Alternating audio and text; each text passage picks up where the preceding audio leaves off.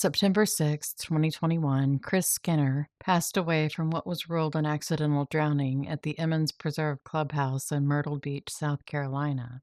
Chris had been a quadriplegic since 2000 and was strapped into his wheelchair when it went into the pool. His wife, Susie, aka Plain Baked Potato, is now married to John Paul Moldy Toes Miller, whose wife, Micah, was found deceased on April 27, 2024, at the Lumber River State Park in Robeson County, North Carolina. Her death was ruled a suicide. There are a lot of people who have a lot of questions about both deaths. Chris's sister Tamara has been fighting to have someone investigate Chris's case. Really investigate it. The Myrtle Beach Police Department and the Horry County Coroner's Office both reopened Chris's case earlier this year. But Myrtle Beach and Horry County have once again proven themselves to be, well, to borrow an old country saying, they're as useful as tits on a boar hog. The police department closed the case almost as soon as they reopened it, and I'm not sure if we know what the coroner's office is doing. Tamara has a YouTube account, The Truth Drip, and you can go hear parts of the interviews that Tamara's had with the coroner, as well as clips from the Myrtle Beach police interviews conducted this past February. I'll leave a link to her channel in the description box. The Horry County Chief Deputy Coroner is Tamara Willard. Since she and Tamara's names are so close, I'll be calling her Willard, which is nicer than what I really want to call her. So Willard told Tamara that she wanted Susie charged, and this was recorded. But then later, she turned it around like she was asking Tamara if that's what she wanted. Sure, coroner lady, that's not what happened. You were adamant that Susie should be charged. And what should she be charged with? Lying to police. Immediately after Chris's death, Susie said that Chris wasn't suicidal. It's in this police report from Myrtle Beach Police Department from the day that Chris died. Quote, I spoke with the wife of the victim who advised that his daily routine consists of going to the pool every day and that nothing was unusual this morning and that he wasn't suicidal. End quote. She also said this about Chris in a blog post on the Solid Rocket Market Common website that was posted a year and a half after Chris's death.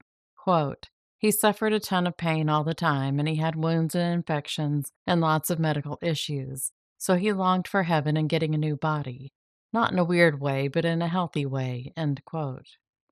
But when Susie was interviewed earlier this year, she said that Chris had talked about suicide, and even said he told her the only way he could commit suicide was by drowning in the pool.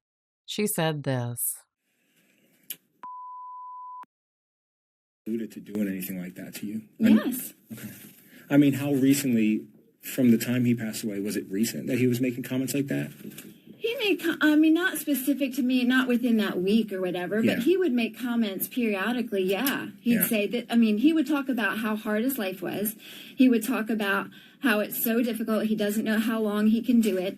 But he was saying that in 2015, and he was saying that in 2017. Sure. This is not new. Yeah, of course. It was a hard life. And he started getting wounds that were like recurrent wounds, probably started 2017, 2018, somewhere in there. And when he would get a wound, he had to be in the bed on his side, which was extremely painful, and for weeks at a time, and it was miserable. And so when he would have wounds and stuff, that's when he would be like, I don't know how much longer I can do this. This is awful, And he would even say things like, "There's nothing I can't even kill myself." Like, how ridiculous is that?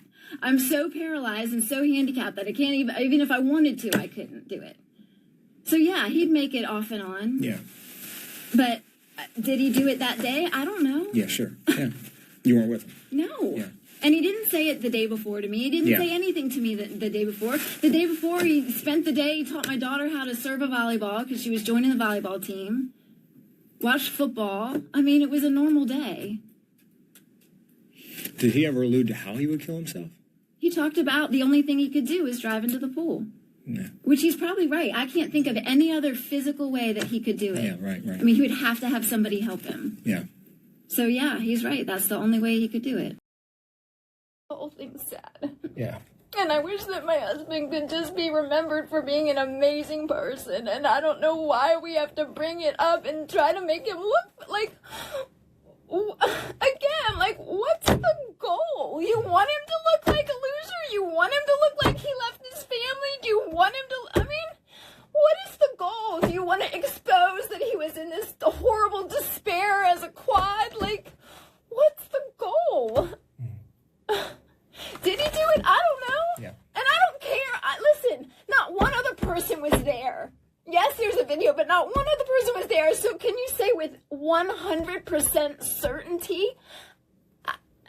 Can his sister say that with 100% certainty? Oh, well, she knows. So back in 2021, why didn't Susie tell police that Chris had mentioned suicide before and that he had specifically mentioned drowning in the pool as the only method he could achieve it? Was it to protect her children, to protect someone else, or was it so the insurance would pay out? Speaking of, why wasn't there any insurance payout listed on the probate records for Chris's death? Why wasn't the house listed? I realize that sometimes assets are exempt from probate, but I thought they'd still be on the inventory but listed as non-probate. The question has been asked about whether or not Chris's wheelchair could be controlled remotely. It could. A witness came forward and said that she'd heard John Paul Miller talking about putting a remote control onto Chris's wheelchair. He said it as though he was joking, but was he? Chris's wheelchair wasn't ever examined and was returned to Susie via a friend the day after Chris's death. There was also a black backpack of Chris's that had been attached to his wheelchair that was also returned. So why not examine the wheelchair? It appears as though there wasn't any kind of investigation made by either the Myrtle Beach Police Department or by the coroner's office. On the report written by Willard, she didn't question any witnesses. There was no autopsy performed, no blood taken, nothing. Her report was a single paragraph that read, quote, "Per interviews with Detective Sewell, before death, Mr. Skinner, who became a quadriplegic from an accident in his early 20s, would go to his neighborhood pool early most mornings. This morning he appears to have gotten too close to the pool edge, causing the wheel to slip, and he fell into the pool. A short time later, several people arrived at the pool, discovered him, and called EMS. He was pulled from the pool, revived, and transported to GSRMC, where he was pronounced dead several hours later. Security cameras were in the pool area, which were reviewed. An examination of his body revealed no trauma. A review of medical records was completed. Tamara Willard, Chief Deputy Coroner." End quote. But the video didn't look as though Chris just got too close to the edge. It looks like his wheelchair headed straight into the pool. Even the police report from that day indicated that, quote, "The camera shows the victim entering into the pool area and going over to the area where the chest sets are. The victim is then seen with his dog leaving that area and driving around the pool. The victim then stops at a curve in the pool and then suddenly moves quickly forward and goes into the water." End quote. So did Willard not watch the video before she made her ruling? And if she did, why is it that she saw it as Chris's wheel just slipping off the side? And after the police saw the footage that shows Chris's wheelchair suddenly moving forward, why wasn't his case investigated? Why didn't the authorities question Susie about the Do Not Resuscitate form she claimed Chris had filled out in Virginia? The police report refers to Susie as Other One and states, quote, "When I arrived on the scene, the fire department was doing CPR on the victim and getting him ready for transport. Involved Other One had approached me saying the victim had a Do Not Resuscitate order the victim had done during a trip to Virginia. I asked Other One if she could supply us with the paperwork. When Involved Other One came back, she did not have a form filled out for a DNR." End quote. So where did Susie go? Did she go back to her house and then show back up without a form? And how come no one asked why she claimed there was a DNR but couldn't ever produce one? Was she hoping that authorities and medical personnel would just take her word for it? And with Chris being a paraplegic, why wouldn't he have had a medical bracelet? The South Carolina Health Department issues them, and medical personnel will recognize them if a correct DNR bracelet is used. I'm not sure that South Carolina would recognize the DNR from Virginia anyway, since usually they're state-specific. Why didn't anyone ever question Susilla about her affair with John Paul? I know that the two of them tried to make it sound like they'd only started dating this past January, but I don't know that there's actually a single person out there that really believes that. I mean, look at these photos that were taken of them, I believe, in November of 2023. These are not two buddies out to lunch. That isn't how a man looks at a friend. There are witnesses who talked about how Susie allegedly talked about how John Paul was so hot, which should tell you everything you need to know about Susie. She's delusional. But she also allegedly talked about how tired she was of taking care of Chris. We've seen the affidavit from John Paul's ex-wife Allison where she alleges that John Paul and Susie had been having an affair and how she thought the death of both of the spouses were suspect. Why did no one ask Susie why, on the day of Chris's death, she met John Paul and Micah at the gate of the clubhouse with her hand up like she was giving praise or thanks or something else equally as weird? But even with all of the discrepancies and red flags, did Myrtle Beach Police Department give a rat's toot? Nope. They reopened Chris's case and then closed it again without really investigating. They've made it clear that they don't listen to social media or to podcasters, but maybe they should because there are a lot of us who have the right questions to ask. And it seems as though Deputy Coroner Willard came out talking a big game to Tamara, but then did an about-face. Or maybe she just has two faces and shows whichever one is necessary at the time.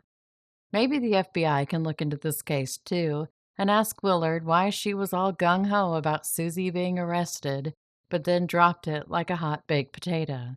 See what I did there? Speaking of deputy coroners, a former deputy coroner from Horry County, Christopher Dontel, was sentenced earlier this month to 20 years in prison for criminal conspiracy to commit murder and accessory after the fact in connection with the 2020 death of Gregory Rice. Christopher happened to have been having an affair with Gregory's wife, Megan, who was sentenced to life in prison this past June for killing her husband. I'm going to make a separate episode about that case because it's a doozy. I'm going to have an episode out soon about a family that had to fight for 9 years after their daughter's death before they ever saw justice served. So for those of you out there fighting, please don't give up. Thank you so much for joining me. I'll be back soon. Until then, stay safe and be happy.